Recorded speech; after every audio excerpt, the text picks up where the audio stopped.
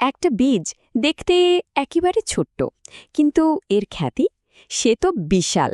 হ্যাঁ, ঠিকই ধরেছেন, কথা হচ্ছে চিয়া সিড নিয়ে। চলুন তো এর পেছনের বিজ্ঞানটা একটু ঘেঁটে দেখা যাক। শুরুতেই দেখুন এই সংখ্যাটা ৮ গুণ। এখন মনে প্রশ্ন আসতেই পারে, কিসের ৮ গুণ? ওয়েল, ঠিক এই প্রশ্নটা থেকেই কিন্তু আসল গল্পটা শুরু। আচ্ছা, একবার ভাবুন তো, এই একরত্তি বীজ, এটা নাকি ওমেগা-3 রাজা, মানে স্যামন মাছ তাকেও টেক্কা দিতে পারে। অবিশ্বাস্য লাগছে, তাই না? উত্তরটা কিন্তু সত্যি চমকে দেওয়ার মতো। চলুন ব্যাপারটার আরও গভীরে যাওয়া যাক। ওকে, তো চলুন শুরু করা যাক। সবার আগে তো এটা পরিষ্কার করে জানা দরকার যে এই চিয়া সিড জিনিসটা আসলে কি, আর কেনই বা একে নিয়ে এত মাতামাতি।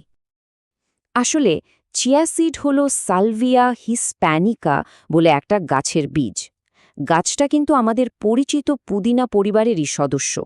এর মধ্যে পুষ্টির পরিমাণ এতটাই বেশি, মানে এতটাই ঘন, যে একে প্রায় সুপারফুড বলা হয়। তো এই যে সুপারফুড তকমাটা দেওয়া হলো, এর পেছনের আসল কারণটা কি? চলুন এবার এর পুষ্টির খতিয়ানটা একটু দেখি। আমি নিশ্চিত শুনলে অবাক হয়ে যাবেন। প্রথমেই আসি ক্যালসিয়ামের কথায়। আচ্ছা, ক্যালসিয়াম বললেই আমাদের সবার আগে কিসের কথা মাথায় আসে? দুধের কথা, তাই না? কিন্তু মজার ব্যাপার হলো, চিয়া সিডে দুধের চেয়েও পাক্কা ৫ গুণ বেশি ক্যালসিয়াম থাকে। এরপর ভিটামিন সি।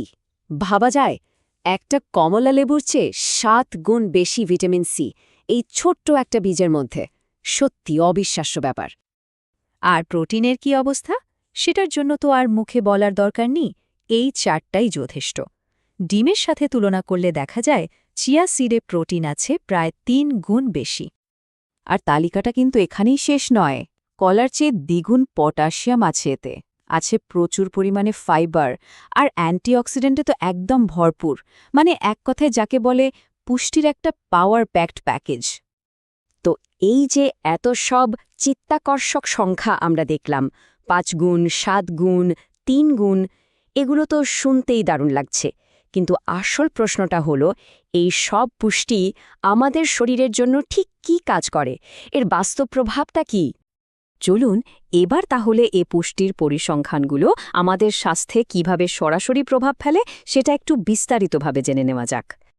যেমন ধরুন, এর মধ্যে যে ওমেগা-3 আছে সেটা আমাদের হার্টকে সুস্থ রাখে আর খারাপ কোলেস্টেরল কমায়।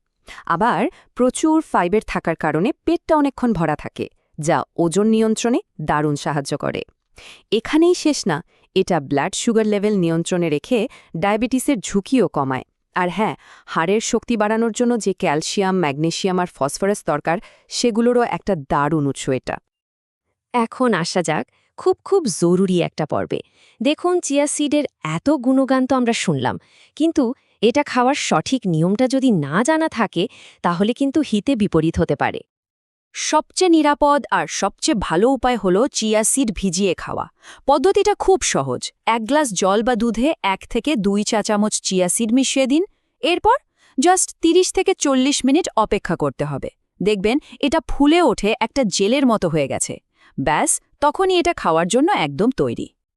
এই কথাটা খুব খুব মন দিয়ে শুনুন এবং মাথায় গেঁথে নিন।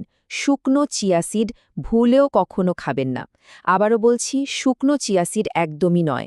কারণটা হলো, এটা জলের সংস্পর্শে এসে প্রায় ১০-১২ গুণ ফুলে ওঠে, আর সেটা যদি পেটে যাওয়ার আগে গলায় আটকে যায়, তাহলে কিন্তু মারাত্মক বিপদ হতে পারে।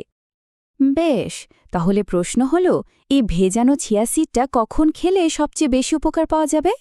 কয়েকটা ভালো সময় আছে, যেমন সকালে খালি পেটে খেতে পারেন, অথবা রাতে ঘুমোতে যাওয়ার ১ ঘন্টা আগে। আবার যারা ওয়ার্কআউট করেন তারা সেশনের ১ ঘন্টা পরেও খেতে পারেন। তো এত সব উপকারিতার কথা শোনার পর স্বাভাবিকভাবে মনে হতে পারে যে চিয়া সিড বোধহয় সবার জন্যই একটা পারফেক্ট খাবার, তাই না? কিন্তু ব্যাপারটা কি সত্যিই তাই? চলুন এবার মুদ্রার অপর পিঠটাও একটু দেখে নেওয়া যাক। দেখুন, যে কোনো নতুন খাবার নিয়মিত ডায়েটে যোগ করার আগে তার সম্ভাব্য ঝুঁকিগুলো জেনে রাখাটা খুব জরুরি। চিয়া সিডের ক্ষেত্রেও কিন্তু এর কোনো ব্যতিক্রম নেই। কিছু গুরুত্বপূর্ণ সতর্কতা অবশ্যই মানতে হবে। যেমন, অতিরিক্ত পরিমাণে খেলে হজমের গণ্ডগোল হতে পারে, মানে পেট ফাঁপা বা গ্যাসের মতো সমস্যা। আবার যাদের ব্লাড প্রেশার এমনিতেই কম মানে হাইপোটেনশনের সমস্যা আছে তাদের কিন্তু চিয়া সিড এড়িয়ে চলাই ভালো।